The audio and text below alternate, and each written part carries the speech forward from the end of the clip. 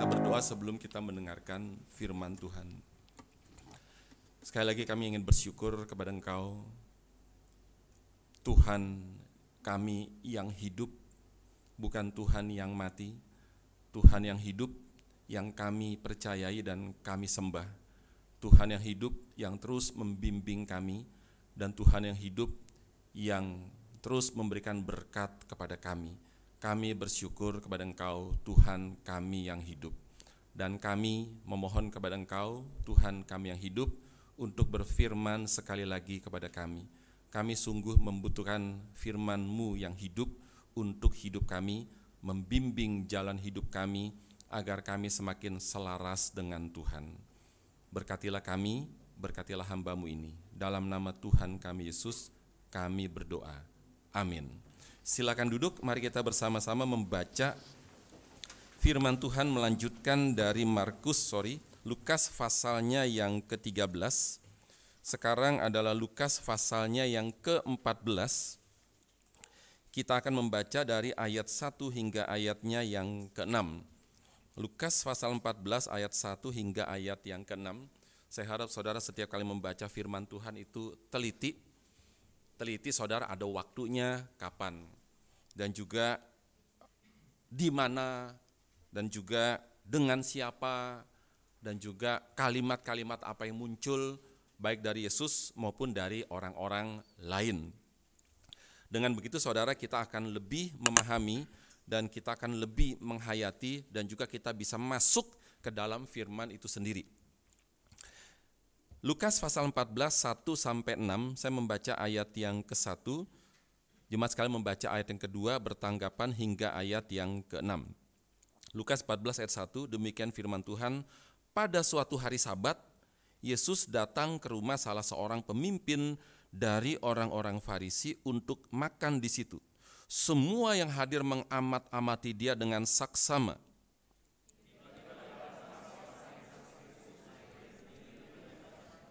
Lalu Yesus berkata kepada ahli-ahli Taurat dan orang-orang Farisi itu, katanya, diperbolehkankah menyembuhkan orang pada hari Sabat atau tidak?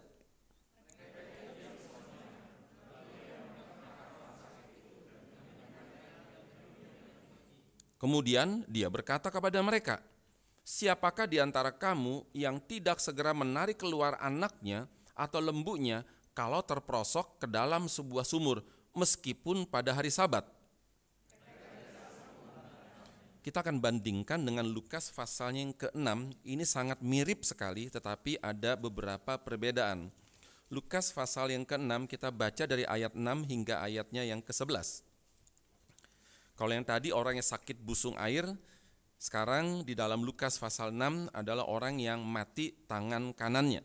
Lukas 6 ayat 6-11, saya baca ayat 6.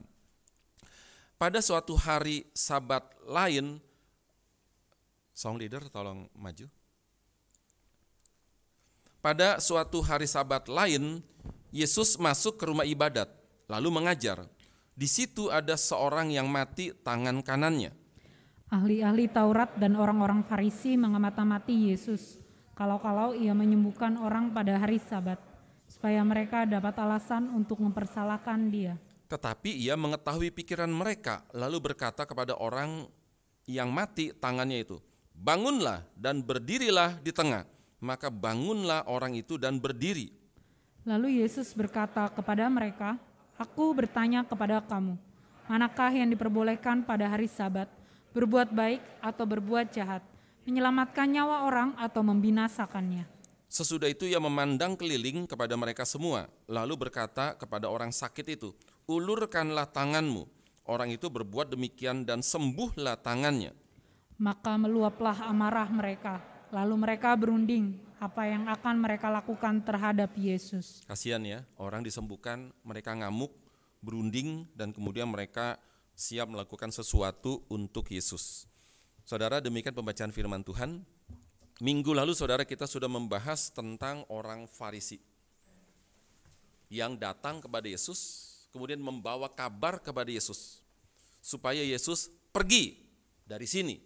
Kenapa? Karena ini adalah daerah kekuasaan Raja Herodes. Orang Farisi kasih kabar, Herodes mau membunuh kamu. Nah, sekarang lebih baik kamu pergi saja. Saudara, Yesus takut. Yesus tidak takut. Kemudian Yesus malah membongkar siapa sebetulnya Herodes. Ada kesempatan dibongkar saudara. Cukup dengan satu kata saja. Apa saudara? Herodes adalah seorang serigala. Serigala yang loba, serigala yang licik, serigala yang pengecut saudara. Kemudian Yesus berkata kepada mereka supaya pergi kepada Herodes dan berkata, katakan kepada si serigala itu bahwa aku mengusir setan dan menyembuhkan orang sakit. Saudara, jikalau kalimat itu disampaikan pada Herodes, maka pasti akan membuat Herodes takut setengah mati, saudara. Kenapa? Karena setan yang kuasanya lebih besar daripada Herodes itu diusir oleh Yesus. Maka mungkinkah saudara, Herodes yang memakai kuasa politik bisa mengusir Yesus? Herodes cuma mengancam saja saudara. Dan kemudian saudara, Yesus matanya itu memandang ke kota Yerusalem. Dan di kota itulah saudara dia akan dibunuh. Saudara, Yesus bukannya takut mati saudara, tetapi dia begitu pilu hatinya. Melihat apa saudara? Melihat pemimpin agama di kota itu, di Yerusalem, yang tidak mau mendengarkan peringatan Yesus. Mereka malah mau membunuh Yesus saudara. Yerusalem adalah kota di mana bait Allah, gedung yang begitu besar saudara, terletak di situ, begitu megah, begitu indah, begitu besar. Dan Yerusalem, tempat di mana nama Tuhan itu paling banyak disebut saudara. Dan kota yang paling agamis. Dan kota di mana begitu banyak orang bersembah sujud kepada Tuhan. Tetapi Yerusalem juga sekaligus menjadi kota di mana yang paling banyak membunuh nabi-nabi yang Tuhan utus. Saudara, ironis atau tidak saudara? Yerusalem juga menjadi kota yang paling munafik dan juga kota yang paling pura-pura saudara. Hidup agama mereka cuma kelihatan di luar dan tidak sampai ke dalam hati saudara. Para pemimpin agama, mereka sangat suka disanjung-sanjung. Dan mereka adalah orang yang suka berpura-pura saudara. Apakah mereka sadar pura-pura atau tidak pura-pura? Antara sadar dan tidak sadar saudara. Sebetulnya juga saudara, setiap kita juga sadar saudara. Waktu kita beribadah, apakah kita sepenuh hati atau pura-pura? Sebetulnya kita juga sadar saudara. Kalau saya melucu sedikit aja ya, sebenarnya getir sih. Kalau saya paling tidak pura-pura saudara. Kenapa? Persiapkan khotbah tidak bisa pura-pura. Harus serius. Setiap kata, setiap kejadian itu harus dipikirkan. Itu tidak bisa pura-pura saudara. Kalau pura-pura itu ketahuan sekali. Saudara, waktu kita beribadah, sadarkah kita saudara, apakah kita berpura-pura atau tidak? Apakah kita sadar saudara, hidup Kristen kita adalah hidup yang kosong atau hidup yang berarti saudara? Dari hati nurani paling dalam, mereka tahu bahwa mereka pura-pura saudara. Mereka tahu, tetapi hati nurani itu sudah disuap. Untuk apa saudara? Untuk diam. Dan sudah dibungkus dengan ritual agama yang mereka jalankan setiap hari. Seperti memberikan persembahan, seperti berpuasa, seperti bersedekah, seperti berdoa saudara. Dan kalau hati nurani sudah disuap, maka hati nurani akan diam, tapi sementara saudara. Yang tidak benar akan diatur sedemikian rupa supaya jadi benar. Saudara, hati-hati orang yang punya kekuasaan. Polisi, jaksa, hakim harus hati-hati saudara. Karena mereka punya kuasa. Dan mereka sangat rawan untuk disuap dengan uang. Supaya apa? Supaya perkara dapat diatur untuk memenangkan orang yang membayar saudara. Hati-hati juga dengan pendeta yang diberikan amplop yang besar saudara. Supaya apa? Supaya jangan khotbah keras-keras. Supaya jangan menegur dosa saudara. Terutama dosa orang yang uangnya banyak saudara. Profesi apapun juga harus hati-hati dengan upaya suap menyuap saudara. Itu dosa yang sangat besar sekali. Tapi yang paling besar adalah apa saudara? mereka mencoba untuk menyuap Tuhan. Sudah Tuhan, aku sudah kasih persembahan besar nih. Sudah, you diam saja. Kamu diam saja. Saya sudah memberikan kamu persembahan yang sangat besar sekali. Diam saja saudara. Jangan tegur-tegur kami. Saudara, Yesus bagaimana tidak pilu hatinya saudara. Kenapa? Karena orang menyuruh Yesus diam. Dan Yesus begitu meratapi Yerusalem. Dia sudah berkali-kali memperingatkan Israel. Dia sudah melihat Israel akan dihancurkan oleh Romawi, saudara. Mereka bukannya sadar dan bertobat, mereka malah mau membunuh Yesus supaya Yesus jangan berteriak lagi. Akhirnya Yesus tidak berteriak, saudara. Dia berhasil dibunuh. Tapi saudara, tahun 70 akhirnya Yerusalem betul-betul dihancurkan oleh Romawi. Oleh Jenderal Titus yang diutus dari Kaisar Romawi dan pergi ke Yerusalem untuk menghancurkan Yerusalem, saudara.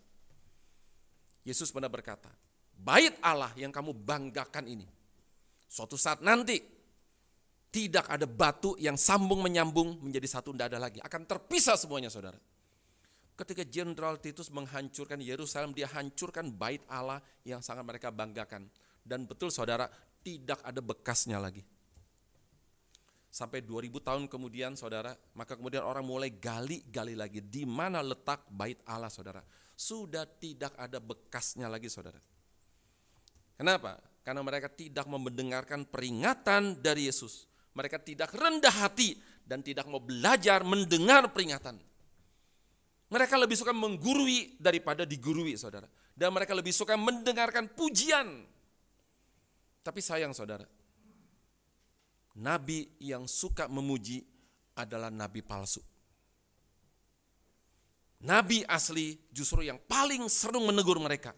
Dan mereka tidak suka ditegur saudara. Saudara, kenapa Tuhan utus nabi?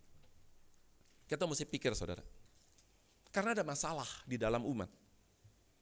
Kalau tidak ada masalah, Tuhan tidak perlu utus nabi saudara. Tuhan utus nabi karena mereka sudah berdosa. Tetapi mereka tidak sadar mereka sudah berdosa. Maka Tuhan utus nabi, ingatkan mereka. Karena mereka sudah menyimpang dari jalan Tuhan. Kalau tidak cukup diingatkan, ya diperingatkan saudara. Ya ditegur saudara. Akan konsekuensi yang akan kamu terima. Saudara, nabi asli tugasnya adalah menegur dan memperingatkan. Nabi palsu saudara itu lebih suka memuji. Kenapa? Karena sudah dikasih uang oleh orang kaya kepada mereka. Dan nabi asli saudara, hidupnya pasti sederhana. Kenapa saudara? Karena pada dasarnya orang gak suka ditegur. Nabi asli, jarang diundang khotbah saudara. Kalau diundang khotbah pun juga saudara, itu gak akan diundang lagi. Kenapa? Negur terus gak habis-habis. Ada seorang pengkhotbah terkenal yang bernama Van Korton. Dia adalah seorang pengkhotbah istana di Paris. Dan kemudian adalah keturunan Belanda. Maka kemudian diundang berkhotbah di chapel MPR gereja yang ada di Den Haag di Belanda saudara. Korton tahu yang ngundang saya ini anggota-anggota MPR itu mereka cuma pingin tahu aja. Mereka bukan karena mereka rohani mengundang saya.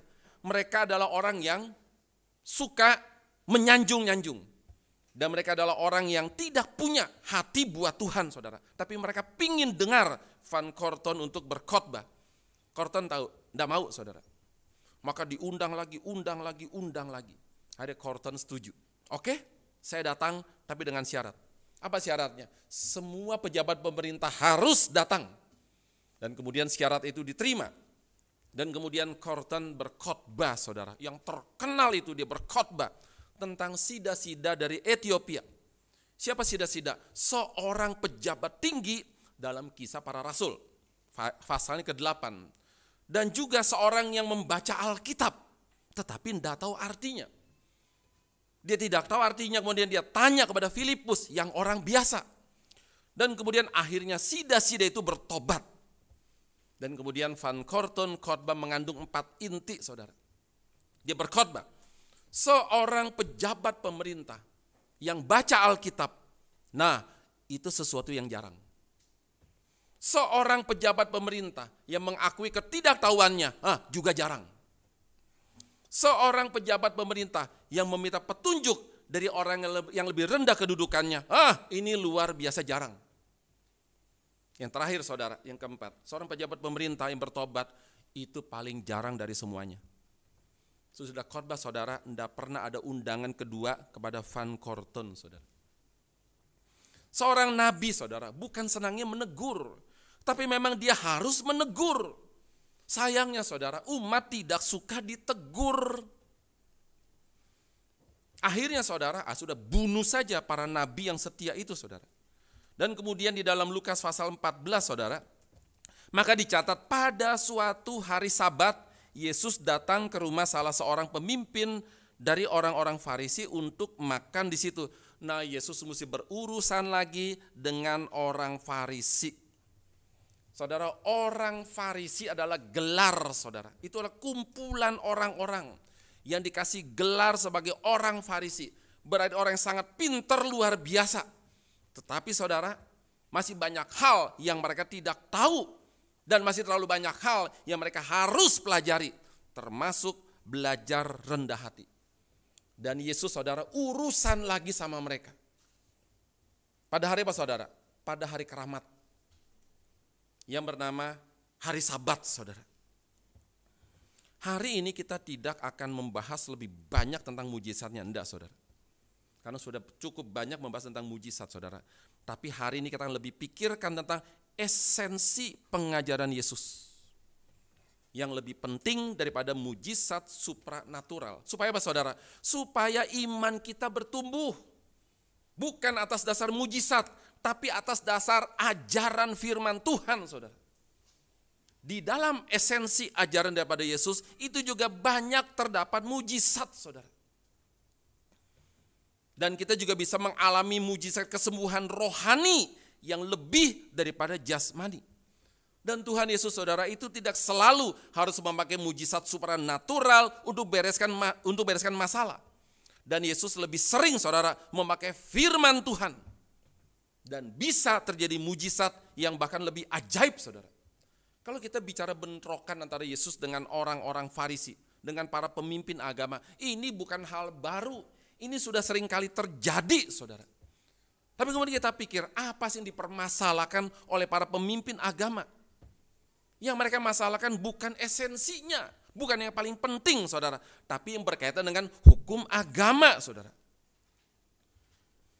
Mereka bukan perdebatkan yang paling esensial, yang paling mendasar. Yang mereka perdebatkan, yang mereka buat bentrok adalah urusan soal hukum agama saudara. Ini kejadian 2000 tahun lalu. Apakah enggak terjadi lagi saudara? Sayang, terjadi lagi dan tetap diulang-ulang sampai sekarang. Kenapa? Karena manusia memang tidak pernah belajar dari sejarah saudara. Para pemimpin agama sekarang pun juga saudara, lebih suka bahas soal hukum-hukum agama. Dan mereka membahas doktrin yang kelihatan di luar. Yang berupa fenomena. Dan bukan doktrin yang paling mendasar, yang paling esensial saudara. Saudara, apa doktrin paling mendasar di dalam iman Kristen tentang keselamatan saudara? Itu beda iman Kristen dengan iman yang lain. Dalam hal keselamatan saja sudah beda jauh saudara. Di dalam doktrin iman Kristen mengajar, keselamatan itu bukan melalui perbuatan baik. Keselamatan itu pemberian, bukan diusahakan oleh manusia. Sedangkan semua agama, saudara, semua agama mengajar bahwa keselamatan itu harus melalui perbuatan baik, saudara. Tapi bukan berarti kita, saudara, sudah diselamatkan, maka boleh tidak berbuat baik. Tidak mungkin, saudara. Harus tetap berbuat baik, mutlak berbuat baik, bahkan harus lebih baik daripada sebelum menjadi orang Kristen, saudara. Dan kemudian, saudara, jikalau orang Kristen, saudara, yang sudah diselamatkan dan terus melakukan perbuatan dosa, dan tidak merasa tertegur ketika berbuat dosa, maka kita mesti boleh bertanya saudara, sama diri sendiri, apakah saya benar-benar sudah mengalami keselamatan? Maka penting saudara, mengalami keselamatan itu penting, memahami keselamatan lebih penting lagi saudara. Banyak orang mengalami tetapi tidak memahami. Saudara, Kalau kita tahu saudara, bagaimana cara Yesus menebus kita. Kitab Petrus mengatakan, kita ditebus, kita dibeli bukan dengan emas. Emas sudah mahal, bukan dengan perak. Perak sudah mahal saudara. Tapi Yesus menebus kita dengan darah yang mahal. Mahal luar biasa. Dan tidak mungkin saudara itu terjangkau. Itu tak terhingga. Yesus menebus kita dengan darah yang sangat mahal. Kalau kita ngerti ini saudara, tega enggak kita saudara mempermalukan Yesus dengan terus berbuat dosa saudara?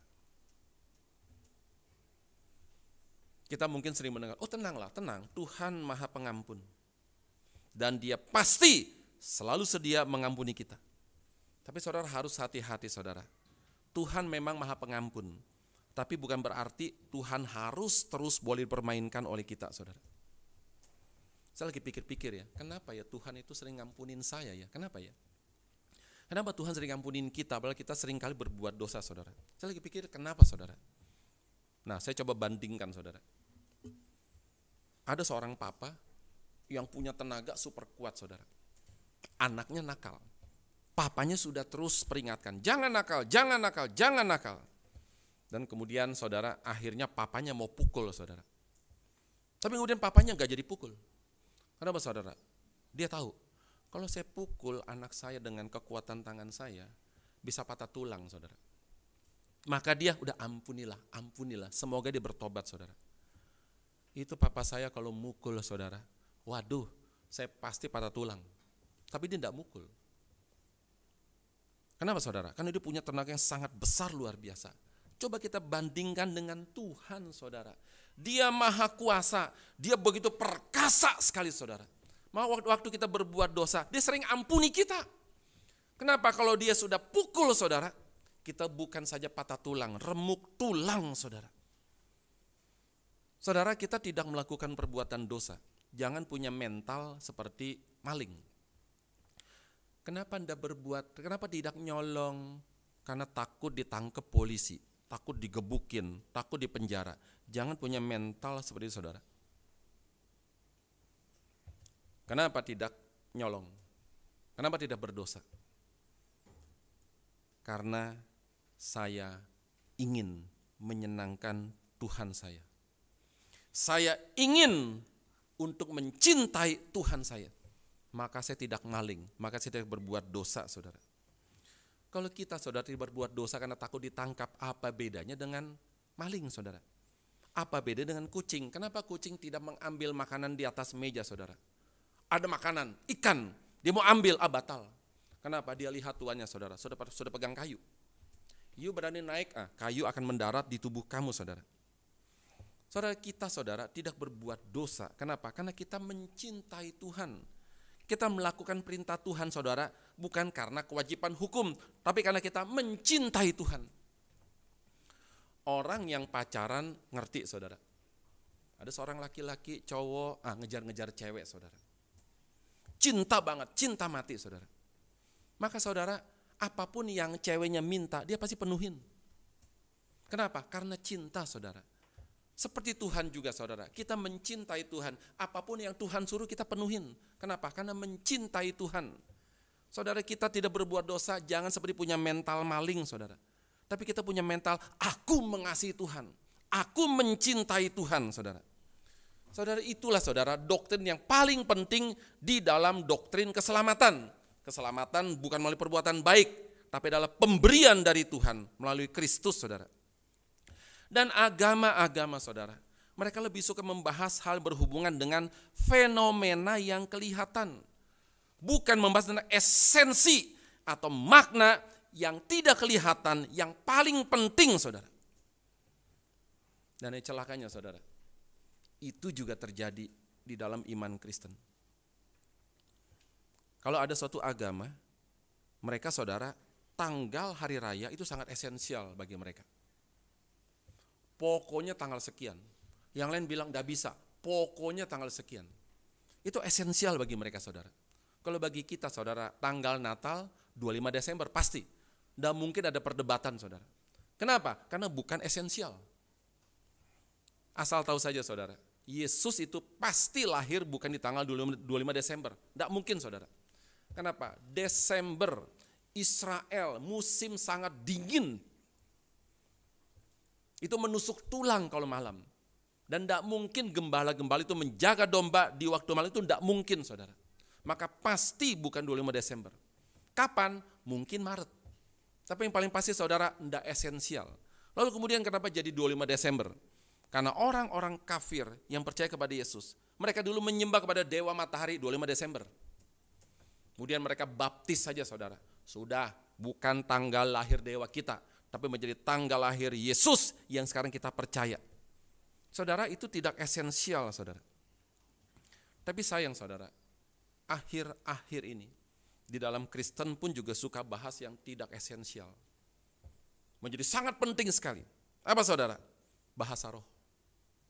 Apalagi saudara? Cara baptis. Cara baptis itu ya harus diselam, tidak boleh dipercik. Itu tidak biblical. Yang lain bilang harus dipercik, tidak boleh diselam. Itu tidak biblical saudara. Itu tidak esensial. Tapi suka bahas-bahas saudara. Tentang bahasa roh. Itu tidak esensial. Tapi bagi gereja tertentu itu tidak bisa ditawar-tawar saudara. Ada gereja berani jadikan bisa bahasa roh sebagai syarat. Kalau kamu pingin jadi pengerja gereja. Kalau kamu belum bisa bahasa roh, maka kamu tidak boleh jadi aktivis gereja, saudara. Maka orang yang pingin jadi pengerja gereja, mati-matian saudara, harus belajar bahasa roh. Tapi yang lucu saudara, belajar bahasa Inggris, setengah tahun paling cepat. Mati-matian. Walaupun tensis, gramatikal masih ancur-ancuran, pokoknya belajar dulu saudara. Setengah tahun paling cepat saudara, yang lain belakangan, tensis, gramatikal. Tapi orang saudara belajar bahasa sorga, bahasa roh saudara, seminggu selesai. Dan dijamin lancar saudara. Dan dijamin tidak ada kesalahan, baik tensis maupun secara gramatikal saudara. Lucu gak saudara? Belajar bahasa Inggris setengah mati saudara, Mandarin setengah mati saudara. Tapi belajar bahasa sorga, 1 minggu selesai, dijamin selesai, dan dijamin tidak ada kesalahan saudara. Menakutkan saudara. Yang tidak esensial dijadikan esensial. Dan mereka membuat doktrin Roh Kudus sendiri. Bukan berdasarkan Alkitab, tapi hanya comot-comot ayat Alkitab. Kenapa saya bilang saudara hanya comot-comot ayat Alkitab? Karena Paulus sendiri tulis kepada jemaat Korintus yang kacau balau saudara. Kita buka 1 Korintus pasal 14 ayat 22. 1 Korintus pasal 14 ayat 22. Jemaat Korintus adalah jemaat yang paling kacau balau saudara. 1 Korintus pasal 14 ayat 22. Apa tulisan dari Paulus ini? Kita baca 1 Korintus pasal 14 ayat 22a saja. Mari kita baca sama-sama. 1, 2, 3. Karena itu karunia bahasa roh adalah tanda, bukan untuk orang yang beriman, tapi untuk orang yang tidak beriman. Saudara, mari kita simak baik-baik. Karena itu karunia bahasa roh adalah tanda. Tanda buat siapa? Tanda untuk orang, bukan untuk orang yang beriman, tetapi untuk orang yang tidak beriman, saudara. Kalau kita coba tafsirkan, ada beberapa kemungkinan. Kalau pendeta bisa bahasa roh, dan kemudian, itu pendeta bukan orang beriman kalau begitu saudara. Kenapa? Karena Paulus mencatat, karunia bahasa roh adalah tanda bukan untuk orang beriman, tetapi untuk orang yang tidak beriman. Saudara, pendeta bahasa roh, kemudian dia khotbah kepada para pendengarnya saudara. Kalau berdasarkan tulisan Paulus saudara, pendengarnya semua adalah orang yang tidak beriman. Kalau orang bahasa roh, ada orang bisa bahasa roh, berarti orang itu tidak beriman, saudara. Oh, ini menakutkan sekali. Paulus tulis itu kepada jemaat di Korintus yang kacau balau, saudara. Saudara, ini sesuatu hal yang kemudian saudara dijadikan sesuatu yang sangat esensial bagi gereja-gereja tertentu, saudara. Mereka nggak suka bahas doktrin yang paling dasar, yang paling esensial. Seperti misalnya doktrin keselamatan, doktrin Alkitab, doktrin Allah, doktrin manusia dan dosa, doktrin akhir zaman, doktrin Kristus. doktrin Roh Kudus, mereka tidak suka, saudara. Mereka lebih suka bahas sesuatu hal yang tidak esensial, saudara. Kalau begitu, apa bedanya Kristen dengan bukan Kristen, saudara? Yang suka bahas sesuatu hal yang tidak esensial. Dan kasus Tuhan Yesus, waktu dia menyembuhkan orang pada hari Sabat, itu sudah terjadi beberapa kali, saudara. Dan para pemimpin agama itu masih penasaran sama Yesus. Walaupun bukti-bukti sudah begitu kuat, mereka masih penasaran. Dan kali ini, saudara, ketika Yesus sesudah beribadat, dan biasanya saudara sudah beribadat, dilanjutkan dengan namanya perjamuan di rumah seorang pemimpin. Biasanya pemimpin orang Farisi, saudara. Habis ibadah, kemudian kumpul-kumpul. Nah, makan, saudara, di rumah salah seorang pemimpin orang Farisi. Ya mirip-mirip kita lah, saudara. Habis ibadah ada snack sedikit, nah ngobrol-ngobrol di situ, saudara.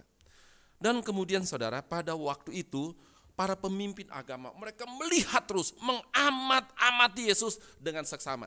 Alkitab mencatat, mereka mengamat-amati Yesus dengan begitu seksama, saudara. Yesus mirip selebriti, saudara, mirip-mirip. Wah, sangat top sekali, saudara. Mereka pingin melihat Yesus, bagaimana penampilannya, bagaimana fisiknya, saudara. Tidak ada yang beda. Tapi saudara, yang berbeda adalah apa yang akan dilakukan oleh Yesus, mereka lihat. Oh, Yesus punya kuasa mujizat. Mereka tahu, saudara, Yesus sudah meredakan angin ribut. Yesus sudah mencelikan mata orang buta. Yesus sudah membuat orang yang bisu menjadi berbicara, saudara. Dan nabi-nabi sebelumnya juga pernah buat mujizat. Apa yang mereka buat, saudara? Kusta sembuh, Naaman, saudara. Mati bangkit oleh Elia dan oleh Elisa. Tapi saudara, Nabi Perjanjian Lama tidak pernah membuat orang buta menjadi celik, tidak pernah. Itu ingin menunjukkan, saudara, Yesus beda dengan para Nabi Perjanjian Lama. Tidak pernah bisu ngomong, tidak pernah, saudara. Karena Alkitab ingin kasih tahu, itulah beda Yesus dengan Nabi Perjanjian Lama. Saudara, apa bedanya lagi, saudara? Waktu Yesus menyembuhkan orang, waktu Yesus membangkitkan orang mati, tidak perlu, saudara, demi nama Tuhan tidak perlu. Yesus langsung saja bilang, Lazarus bangkit, maka bangkit Lazarus. Bersyukur Yesus, saudara, panggil nama Lazarus. Kalau Yesus salah panggil nama, saudara, hai orang mati bangkit, apa yang terjadi, saudara? Semua orang mati pasti bangkit, saudara. Lalu kemudian apa beda Yesus membangkitkan atau membuat mujizat dengan para nabi? Kita buka dari 1 Raja-Raja pasal 18 ayat 36. 1 Raja-Raja pasal 18 ayatnya yang ke-36. Inilah yang dikatakan oleh Nabi Elia pada waktu dia meminta hujan kepada Tuhan. 1 Raja-Raja pasal 18 ayatnya yang ke-36. Mari kita membaca bersama-sama. 1 Raja-Raja 18 ayat 36. 1, 2, 3. Kemudian pada waktu mempersembahkan korban petang, tampillah Nabi Elia dan berkata, ya Tuhan Allah Abraham, Ishak dan Israel, pada hari ini biarlah diketahui orang bahwa engkaulah Allah di tengah-tengah Israel, dan bahwa aku ini hambamu, dan bahwa atas firman-Mu lah aku melakukan segala perkara ini. Saudara harus sebut, ya Tuhan Allah Abraham, Ishak dan Yakub. Harus menggunakan nama Tuhan, tapi Yesus tidak perlu, saudara. Yesus hadir dimanapun sangat terkenal. Orang mengamat-amati, saudara. Saudara, saya mau tanya, jadi orang terkenal enak atau tidak enak, saudara? Saya percaya, tidak enak, saudara. Tidak enak. Kita ya sering ketemu ada orang, si artis itu ya sombong. Kenapa kalau ketemu enggak senyum? Saudara, sombong enggak sombong itu enggak dinilai dari senyum atau enggak senyum, saudara. Bayangkan artis lagi lewat mesti senyum, saudara. Capek loh. Capek. Waktu saya nikah, saudara, tamu 1.000 orang kira-kira. Salaman, senyum. Capek loh, saudara. Capek banget. Bukannya ndak rela, bukan ndak rela. Capek, saudara. Orang datang, senyum. 1, 2, baru 100, gila. Belum 101, baru 200, 1.000, saudara. Udah capek luar biasa. Waktu mau pulang, senyum lagi, saudara. Orang salaman senyum lagi. Plus peluk-peluk saudara. Aduh senyum lagi. Capek loh saudara. Bukan dak rela, bukan dak rela. Tapi memang capek saudara. Dan menjadi orang terkenal itu sebenarnya tidak enak saudara. Dan kemudian Alkitab mencatat, tiba-tiba datanglah seorang yang sakit busung air berdiri di hadapannya. Saudara, tiba-tiba datang orang yang sakit busung air, mungkin menggembung perutnya saudara. Kemudian berdiri di hadapan Yesus. Saya sudah bilang tadi, ini mirip dengan Lukas pasal yang ke-6 saudara. Dan kemudian dalam Lukas pasal ke-6, orang Farisi, orang-orang saudara, kemudian mengamat-amati Yesus. Ada orang yang tangan kanannya mati, mereka mengamat-amati Yesus dan berjaga-jaga. Kalau Yesus menyembuhkan orang itu pada hari Sabat, mereka sudah mempersiapkan sesuatu. Akan menyalahkan Yesus. Kenapa? Menyembuhkan orang pada hari Sabat. Berarti Yesus sudah bekerja. Berarti Yesus sudah melanggar hari Sabat, saudara. Maka di dalam Lukas pasal 6 tadi, Yesus tahu pikiran mereka. Dan kemudian Yesus menjawab pertanyaan mereka dengan pertanyaan lagi. Saya sudah bilang saudara, orang pinter itu menjawab pertanyaan dengan pertanyaan. Itu pepatah Jerman saudara. Yesus berkata, aku tanya kepadamu, manakah diperbolehkan pada hari Sabat? Berbuat baik atau berbuat jahat? Menyelamatkan manusia, nyawa, atau membinasakannya? Saudara, apakah Yesus melanggar hari Sabat? Pasti tidak. Justru mereka yang sudah tidak mengerti tentang hari Sabat, saudara. Dan kemudian saudara, sesudah itu akhirnya Yesus menyembuhkan orang yang tangannya mati, tangan kanan itu saudara. Dan Yesus pasti tidak mungkin melanggar hari Sabat. Kenapa saudara?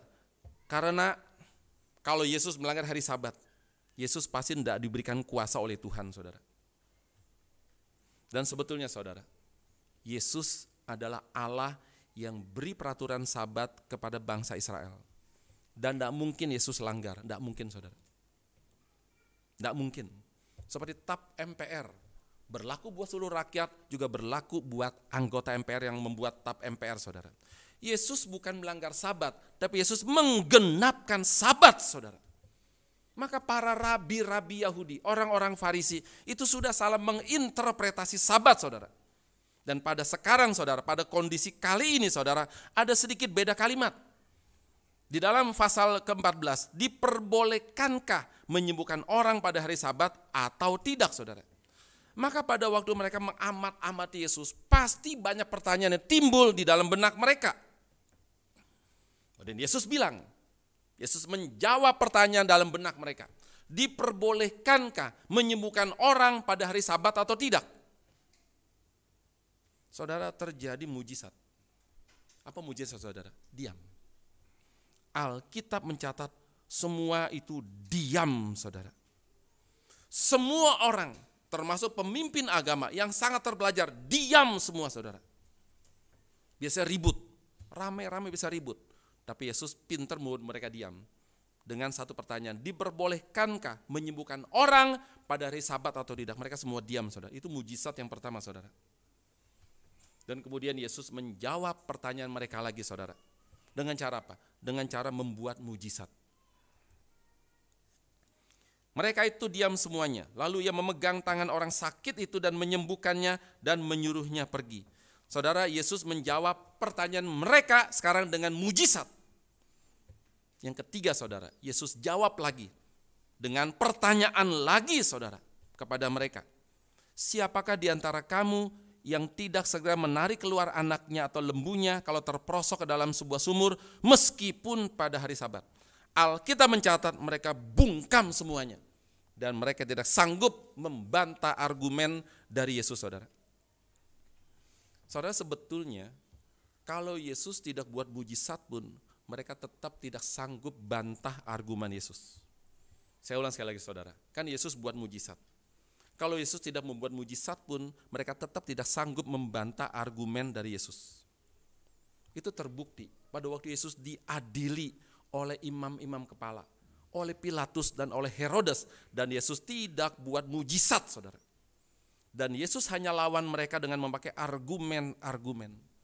yang tidak sanggup dibantah oleh siapapun juga, saudara. Sampai-sampai Pilatus itu hampir membebaskan Yesus, saudara.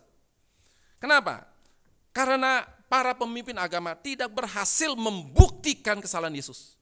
Dan tidak ada satu bukti pun untuk menangkap Yesus, saudara. Berarti Yesus tidak perlu buat mujizat untuk membebaskan dirinya. Dan cukup dengan argumen yang sangat kuat, saudara. Saudara, sebetulnya Yesus, saudara, bisa lolos dari hukuman mati. Kenapa Yesus dihukum mati, saudara? Karena imam besar Kayafas bertanya sama Yesus. Jawab dengan jujur, jawab dengan sumpah, apakah kau anak Allah atau tidak? Yesus jawab, I am, aku adalah. Dan kemudian saudara, apa reaksi dari imam besar? Dia merobek jubah kebesarannya. Dan dia berkata, saudara, dia sudah menghujat Allah. Karena dia sudah berani mengaku sebagai Allah. Dia sudah menyamakan diri sebagai Allah. Nah sudah, hukum mati, saudara. Saudara, pada waktu itu, saudara, Yesus sudah menjawab itu pun, saudara. Kalau Maria ibu Yesus ingin menyelamatkan Yesus dari hukuman mati, pasti selamat, saudara. Tapi kemudian kenapa Maria diam? Maria diam, saudara. Diadili Yesus, Maria diam saja, saudara. Kalau Maria ingin selamatkan Yesus, Maria tinggal angkat tangan. Aku ibunya. Aku ibu dia. Dan dia adalah hasil anak saya. Yang nikah sama Yusuf. Dia bukan anak Allah. Dia anak saya yang hasil nikah dengan Yusuf. Saudara, pasti Yesus lolos dari hukuman mati. Tidak mungkin, saudara, bisa dihukum mati. Tapi kemudian kenapa Maria diam? Maria diam, saudara. Dan Maria tanda petik tidak mau menolong Yesus dari hukuman mati. Kenapa, saudara? Karena Maria memang betul-betul tahu, saudara. Ini memang betul-betul anak Allah. Pada waktu Maria mengandung, saudara. Dan kemudian malaikat Gabriel datang kepada Maria. Anak yang kau kandung ini disebut sebagai anak Allah. Dan kamu mengandung oleh karena Roh Kudus, bukan mengandung oleh karena bukan oleh karena Yusuf. Maka saudara, Maria bisa menolong Yesus tanda petik dari hukuman mati, saudara. Dan kemudian Maria diam. Kenapa? Karena Maria tahu Yesus memang betul-betul anak Allah. Dan Yesus memang betul-betul harus mati, saudara. Untuk menyelamatkan kaum pilihannya, dia harus mati, saudara. Saudara, andai Yesus tidak membuat mujizat pun, tetap orang-orang tidak sanggup membantah argumen Yesus, saudara. Andai tidak buat mujizat pun. Tapi sekarang, saudara, orang-orang dari kalangan tertentu Kristen pakai mujizat untuk menarik orang datang kepada Yesus, saudara. Kalau begitu, saudara, orang datang kepada Yesus hanya karena mujizat, bukan? Saudara, bila tidak ada mujizat, apakah orang masih mau datang kepada Yesus, saudara? Kita tidak anti mujizat. Kita tetap percaya ada mujizat, saudara. Tapi jangan menggunakan mujizat untuk menarik orang datang kepada Yesus. Saudara, orang yang tetap datang ke gereja tanpa mujizat pun, saudara, itu lebih dari mujizat. Kenapa? Karena setiap orang Kristen yang sejati sudah dapat mujizat terbesar. Apa mujizat terbesar? Namanya adalah keselamatan, saudara. Keselamatan adalah mujizat yang terbesar. Kenapa? Karena seharusnya kita manusia yang penuh dengan dosa tidak mungkin dapat diselamatkan, saudara. Tidak mungkin. Tetapi kemudian menjadi mungkin, itu namanya mujizat, saudara. Saudara, orang Kristen yang betul-betul sudah diselamatkan, itu dia sudah mendapatkan mujizat terbesar, saudara. Tapi kemudian orang-orang dari golongan tertentu, ayo datang, lihat mujizat supaya kamu percaya. Saudara, itu bukan orang Kristen yang sehat. Percaya karena mujizat, itu bukan orang Kristen yang sehat, saudara. Gereja yang mengandalkan Tuhan, dengan mengandalkan firman-Nya, saudara, itu gereja yang sehat dan dewasa. Kenapa? Karena tidak mengandalkan mujizat, saudara. Karena mujizat itu tidak pernah membuat orang itu makin beriman, tidak pernah, saudara. Kalau kita dapat mujizat, oh aku percaya. Misal saya kena kanker, dapat mujizat, oh aku makin percaya. Kalau kena kanker lagi saudara, dapat mujizat, beriman enggak saudara? Pernah ada satu orang, matanya buta saudara. Dulu tidak buta, sekarang kemudian buta. Dulu tidak buta. Sebelum dia buta saudara, dia pernah mengalami sakit. Maka kemudian ada orang ajak, yuk KKR, kesembuhan. Papanya bukan Kristen, ayo datanglah. Siapa tahu sembuh. Sembuh saudara. Maka papanya janji, aku pengen jadi orang Kristen. Janji saudara. Oh rajin ke gereja, karena anaknya itu dapat mujizat. Sudah berapa bulan kemudian anaknya punya gangguan masalah mata. Kemudian dia minta mujizat lagi saudara. Tidak dapat mujizat. Anaknya pergi ke Singapura kemana-mana. Dan kemudian akhirnya saudara disuntik, kemudian terang lagi. Dah lama gelap lagi saudara. Dah lama kemudian dia betul-betul buta. Apa yang terjadi saudara? Dia kecewa sama Tuhan, papanya. Dia kecewa sama Tuhan. Tuhan, aku minta mujizat lagi, tapi engkau tidak kasih. Kecewa saudara. Maka kemudian otak lamanya muncul. Otak sebelum Kristen saudara. Nah jangan-jangan rumah saya ada setannya saudara. Maka saudara panggil tim pemburu hantu. Dari Latifi. Panggil. Pemburu hantu bilang, ini ada setannya nih, ada setannya. Saudara itu di-shoot, diliput oleh stasiun Latifi saudara. Langsung. Dan kemudian waktu di-shoot saudara, dikasih tuh gambar Yesus sedang menggendong seekor domba. Kristen saudara. Oh ada banyak gambar-gambar Kristen di-shoot saudara. Tapi manggil tim pemburu hantu. Akhirnya, ini tidak bayar, gratis. Cuma bayar akomodasi saudara. Tahun itu saudara, sekitar tahun 2005 saudara, cuma 35 juta akomodasinya buat tim pemburu hantu. Bayangkan uang sekarang saudara, kira-kira mungkin 8 kali lipat. Mungkin 250 juta saudara, untuk membayar akomodasi mereka. Hantu harus ditangkap, masuk dalam botol saudara. Anaknya sembuh? Tidak. Apa yang terjadi saudara? Namanya itu tertipu saudara. Kemudian dia tinggalkan Kristus. Kenapa? Tidak dapat mujizat lagi saudara. Saya dikasih tahu sama anaknya, kemudian saya bilang, ajaran brengsek. Janjikan mujizat. Waktu nggak dapat mujizat, dia langsung tinggalkan Kristus saudara. Ajaran brengsek luar biasa saudara. Saya marah sekali. Kemudian saya datang kepada dia, papanya. Kemudian saya injili dia lagi saudara. Saya bilang, Bapak tahu nggak? Bapak sudah mendapatkan mujizat terbesar. Namanya adalah keselamatan. Dosa Bapak diampuni. Dosa Bapak yang begitu sangat pekat, hitam, pekat. Sudah menjadi putih seperti salju oleh darah Yesus. Dia baru sadar saudara.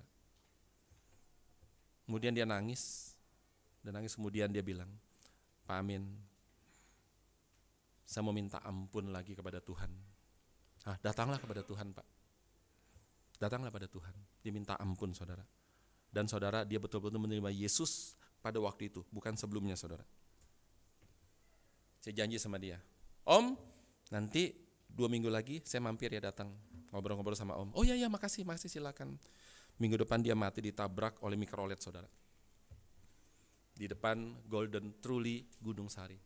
Saya dengar kabar, Pak Amin, Papa, kenapa Papa? Kenapa? Papa sudah tidak ada. Loh kenapa? Ditabrak oleh mikrolet di Gunung Sari saudara, di depan Golden Truly. Saya bersyukur saudara, kenapa? Sebelum dia mati, dia sudah kembali terima Tuhan Yesus saudara. Saudara, apakah kita harus terus saudara? Mujizat, dan mujizat saudara. Yesus lebih menghargai orang yang percaya kepada dia, bukan karena melihat mujizat, tapi karena mendengar firman-Nya dan mengerti firman-Nya. Sekarang kita akan bandingkan saudara 2 hal dari Yohanes pasal 2 dan Yohanes pasal yang keempat. Kita lihat apa yang dicatat di dalam Injil Yohanes. Yohanes pasal 2 dan Yohanes pasal yang keempat. Yohanes pasal yang kedua kita lihat dari ayat 23 dan ayat 24. Kemudian Yohanes pasal 4 kita lihat dari ayat 39 sampai 42.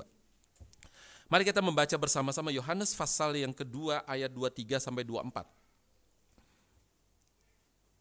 Sampai 25 saja. 1, 2, 3. Dan sementara ia di Yerusalem selama hari raya Paskah, banyak orang percaya dalam namanya karena mereka telah melihat tanda-tanda yang diadakannya. Tetapi Yesus sendiri tidak mempercayakan dirinya kepada mereka karena ia mengenal mereka semua. Dan karena tidak perlu seorang pun memberi kesaksian kepadanya tentang manusia, sebab ia tahu apa yang ada di dalam hati manusia. Jelas saudara, banyak orang ingin percaya kepada Yesus, tapi Yesus tidak mau mempercayakan dirinya kepada mereka. Karena Alkitab mencatat, karena Yesus mengenal hati mereka semua. Kita bandingkan dengan Yohanes pasal 4 ayat 39 Yohanes pasal 4 39 hingga 42. Kita membaca bersama-sama.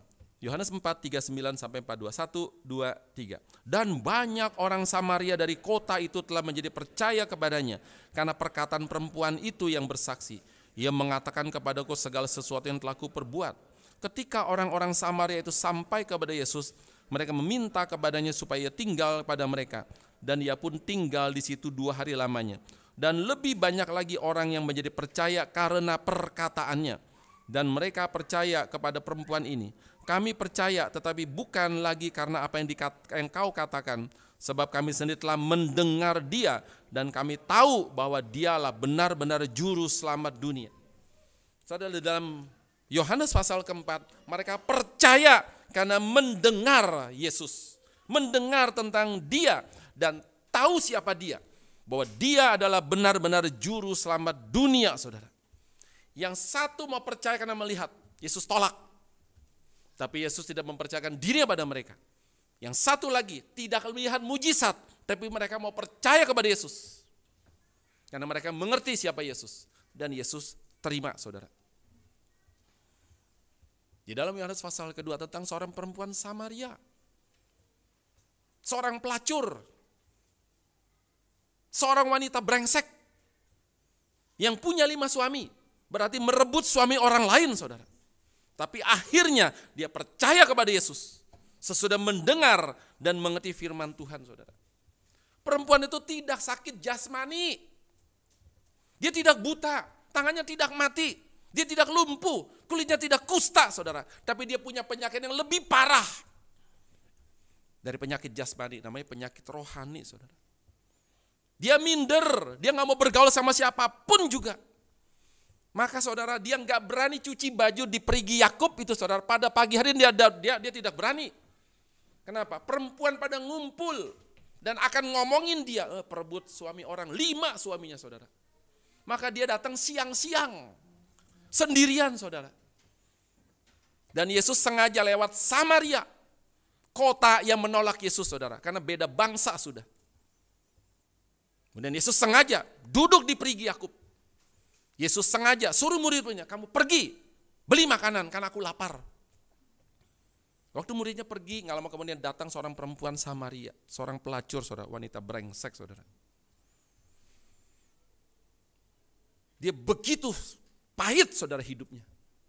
Mungkin sekali, saudara, sebelum menjadi pelacur, dia punya 5 suami, saudara.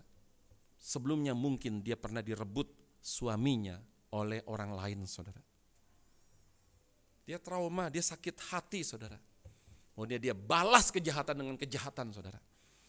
Orang berani merebut suami saya balas. Saya merebut semua orang lain juga. Nggak tanggung-tanggung. 5, saudara. Dan kemudian dia menjadi seorang pelacur. Dia sakit hati, saudara. Saudara, orang menjadi pelacur jangan cuma pikir karena alasan ekonomi. Tidak, saudara. Di India, saudara, ada satu orang wanita menjadi pelacur, saudara. Bukan karena dia butuh ekonomi. Karena dulu dia pernah waktu gadis diperkosa, saudara. Oleh geng yang sangat kejam, saudara, diperkosa. Maka dia dendam. Kemudian dia menjadi seorang pelacur. Masuk ke dalam geng dan menjadi pelacur, saudara. Dan kemudian, saudara, dia cari siapa perkosa dia, saudara. Waktu tidur dengan dia, saudara, dibunuh, saudara. Berapa laki yang dia bunuh? Tidak tanggung-tanggung, saudara. 76 laki dia bunuh, saudara. Dan polisi, saudara, sulit mengungkap kejahatan dia. Sulit, saudara. Karena dia sangat pandai sekali. Kenapa dia begitu kejam, saudara? Karena dia pernah disakiti, saudara. Saudara, jangan balas jahat dengan jahat, saudara. Dan perempuan Samaria itu, dia mengalami sakit yang sangat hebat, saudara. Pahit sekali. Sehingga dia tidak mau curhat sama siapapun juga. Tertutup, tidak mau membuka hati. Dan tidak ada satu orang pun yang dapat menyembuhkan luka hatinya, saudara. Maka Yesus menyembuhkan luka hatinya, menyembuhkan kepahitannya, saudara. Bukan dengan mujizat supranatural. Bagi Yesus, saudara, kalau dia mau bikin mujizat supranatural itu sangat gampang sekali, saudara. Tapi Yesus kemudian menyembuhkan kepahitan perempuan itu dengan memakai pendekatan lain. Namanya konseling, saudara. Kemudian Yesus menunjukkan dirinya. Yesus, saudara, adalah, dia harus kasih tahu, aku adalah orang yang dapat dipercaya, saudara. Kalau saudara melakukan penginjilan kepada orang lain, dan kita, saudara, atau kita semua tidak dapat dipercaya, jangan injilin, saudara. Kalau kalimat kita, kata-kata kita tidak dapat dipercaya, saudara. Kalau perilaku hidup kita tidak dapat dipercaya, saudara. Sulit membawa orang datang kepada Kristus. Kenapa wanita itu percaya, saudara? Karena dia melihat Yesus itu bisa dipercaya, saudara. Maka dia mulai membuka hatinya sedikit demi sedikit, dia mulai berbicara, saudara.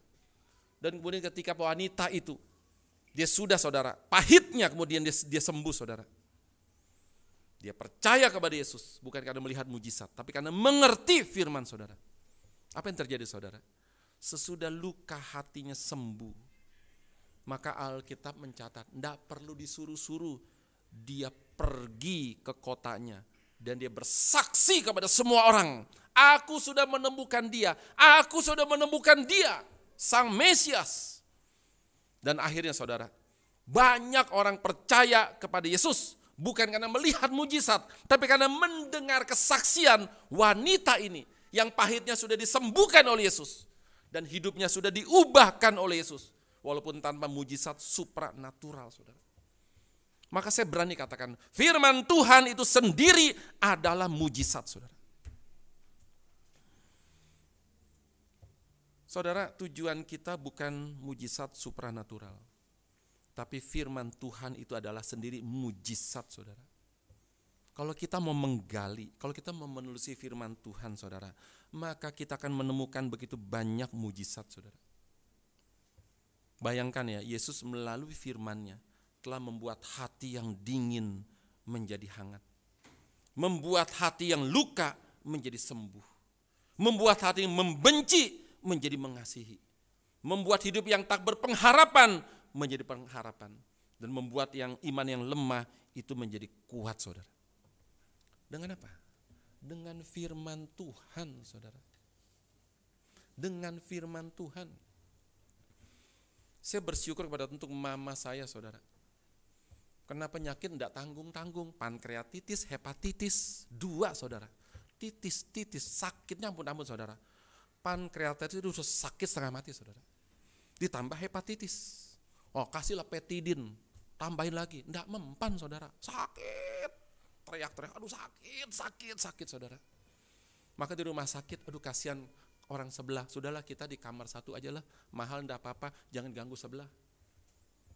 Sudah seorang mahal-mahal ya sudah, kamar kelas 1, asal sendirian enggak ganggu orang, saudara. Tapi kemudian dia percaya sama Yesus. Kenapa, saudara? Karena mujizat keselamatan. Karena dia tahu dia sudah diampuni dosanya oleh Yesus. Tidak ada mujizat supranatural, tapi dia tetap percaya, saudara. Kenapa? Karena hatinya sudah disembuhkan. Yang dingin sudah dihangatkan. Yang luka, saudara, itu sudah disembuhkan hatinya, saudara. Saudara, itulah mujizat yang terbesar. Maka saya bilang, saudara, di dalam judul, mujizat firman dan mujizat supranatural, saudara. Kalau kita, saudara, sudah tahu firman Tuhan, kaya dengan firman Tuhan, itu adalah mujizat, saudara. Dan Yesus sanggup membuat mujizat firman untuk menyembuhkan luka-luka hati kita, saudara. Dan Yesus bisa membuat mujizat firman, saudara, untuk menyembuhkan busung air hati kita. Bisa membuat mujizat melalui firman, saudara, untuk menyembuhkan kelumpuhan hati kita. Untuk menyembuhkan kebutaan rohani kita. Dan juga, saudara, untuk menyembuhkan kebencian hati kita, saudara. Kita semua, saudara, yang sudah mendapatkan firman Tuhan, kalau masih punya dendam, saudara, hati-hatilah. Berarti kita masih sakit. Yang terus tanam dendam dah habis-habis, berarti kita masih sakit, saudara. Berarti kita masih butuh mujizat kesembuhan. Bukan jasmani, tapi rohani, saudara. Seperti si perempuan Samaria itu. Sakit luar biasa. Maka dendam, saudara. Tapi Yesus menyembuhkan luka hatinya dia. Kemudian dia menjadi tidak dendam.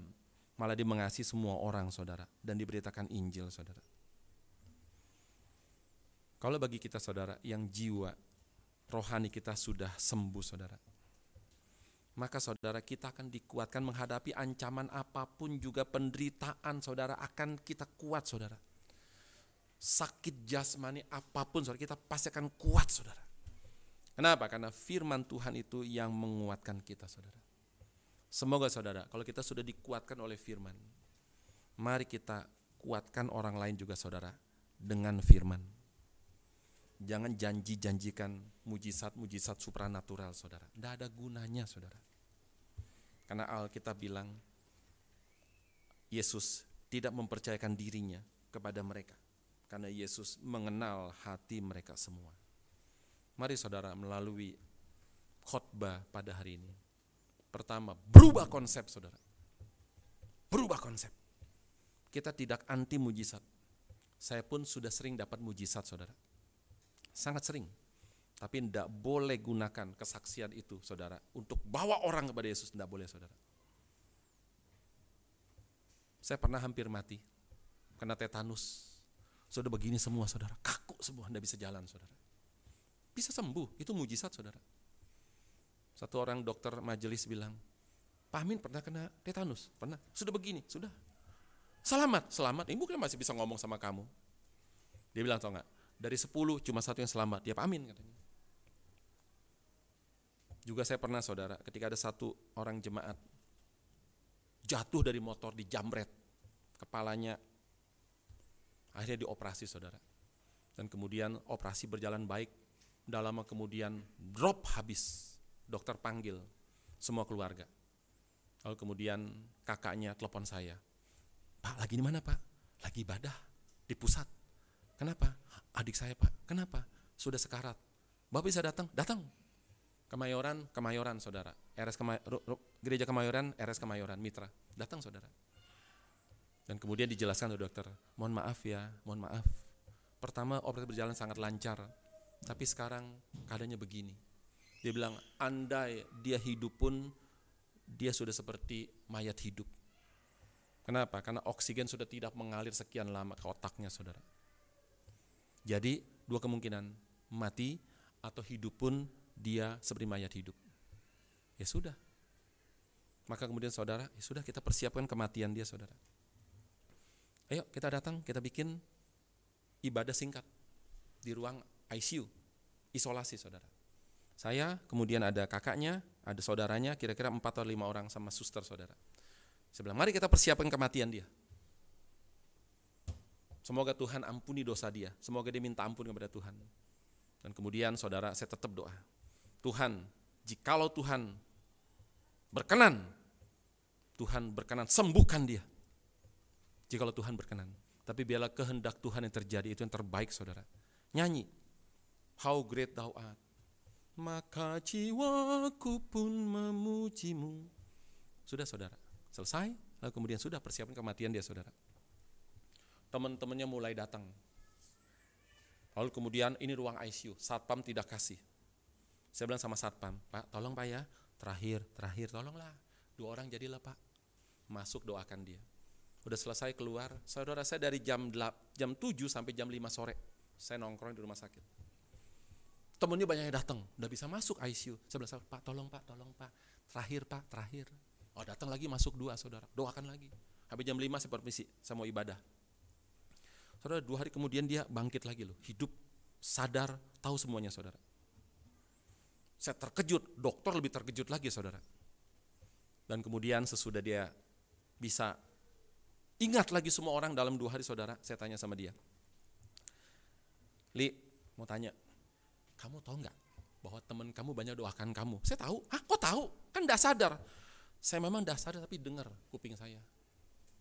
Teman saya doakan, semoga Tuhan sembuhkan. Ayo Li, bangkit, ayo semangat. Memang saya tidak sadar, tapi kuping saya masih sadar dengar. Memang saya tidak bisa berespon, tapi saya bisa dengar saudara. Itu mujizat saudara. Dokternya itu ateis. Dia bilang baru kali ini. Saya bilang sama dokternya, dok, percayalah kepada Tuhan. Jangan jadi ateis terus, percayalah kepada Tuhan. Dan kemudian saudara dia selamat, normal, nikah, punya anak 2, anaknya baik-baik semua saudara. Itu mujizat. Tapi saya tidak pernah gunakan kalimat itu, mari datang kepada Yesus, tidak pernah saudara. Kenapa? Memang tidak boleh jualan Kristen pakai mujizat saudara. Mari kita berdoa.